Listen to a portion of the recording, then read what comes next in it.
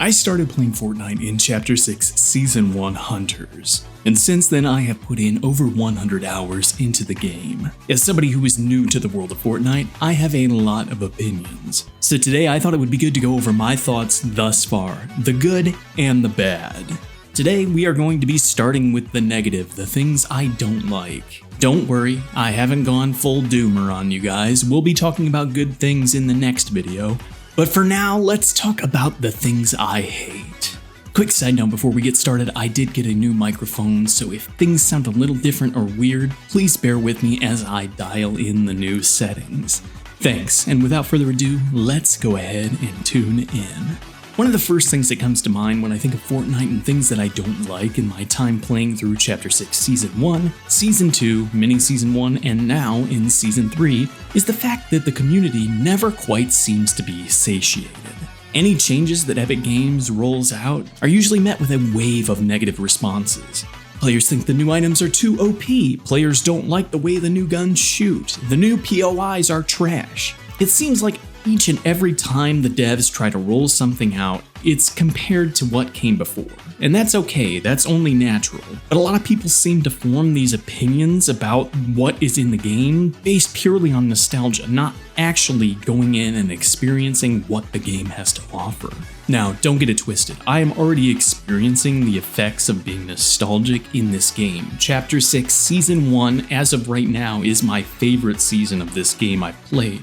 I really enjoyed Hunters, I thought it was a fun experience, and I won't lie, the fact that this was a brand new Battle Royale game for me to explore definitely tainted that opinion. I am biased towards Chapter 6 Season 1, but that doesn't mean I didn't look for the positives and great things to experience in Chapter 6 Season 2, Mini Season 1, and now in Season 3.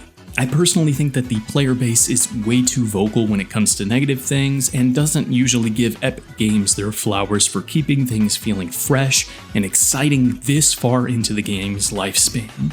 I can't count how many live service games have been born and died in the time that Fortnite has been the king of the castle.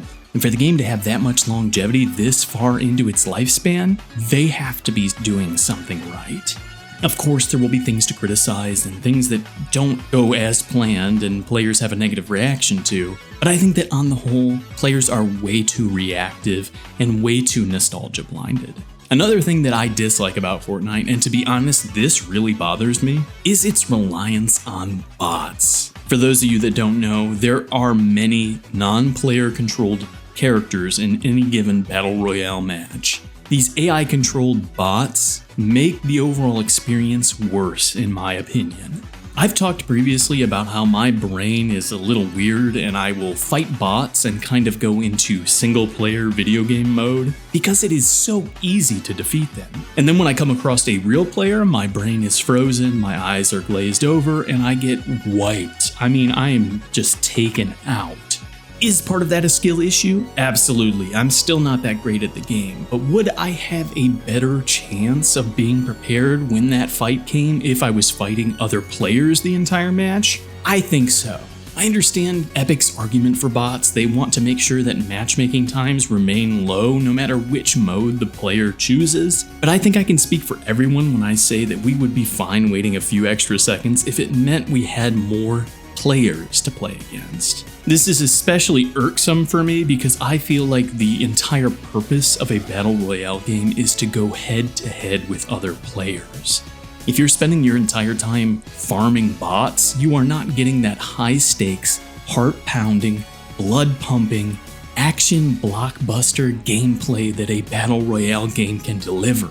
I can't tell you how many times I've gotten into a firefight only to realize halfway through I'm just fighting a bot, and instantly all the excitement and fun I was having is deflated.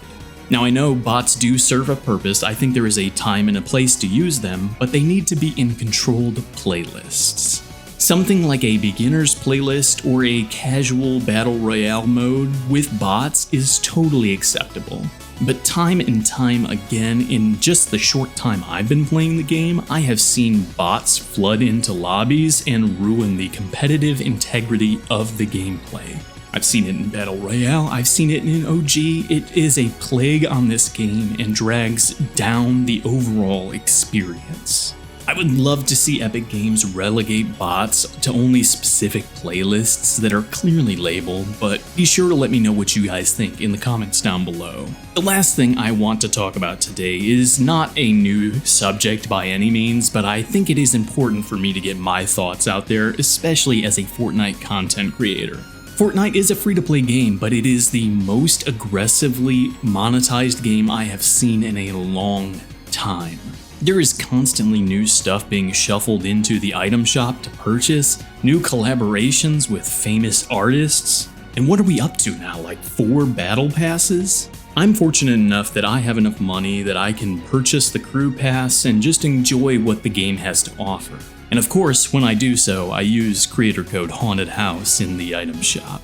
Hashtag ad, hashtag epic partner, and all that. But a lot of players, especially younger kids, may not have the funds to really fully engage with this game.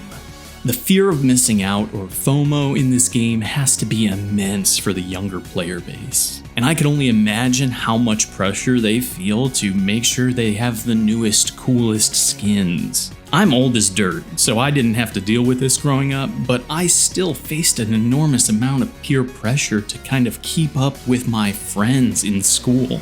So I can only imagine what it's like now in this modern day of gaming. Now, this isn't just Fortnite that does this, and of course, they have to make money to keep the lights on. But the overall prices for items have crept up year over year, and I think that is kind of a little devious, a little diabolical. These aren't physical items that have a higher manufacturing cost in today's economy. These are digital Nikes, man, come on. I want Epic Games to be able to keep the game running. I want them to be able to pay their employees and keep bringing us amazing stuff. But I can't just in good conscience ignore how monetized this game is, how expensive things have gotten, and just how much crap they are shoveling into the shop for us to buy. Those are some things that frustrate me with Fortnite, but there are a lot of good things that I have enjoyed in my time with the game as well. I will have that video out here shortly, so make sure you are subscribed if you have not already so you can catch that when it drops. We are trying to reach 2K subs by the end of the year, so if you're not subscribed and would like to do that today, that would mean a lot to me.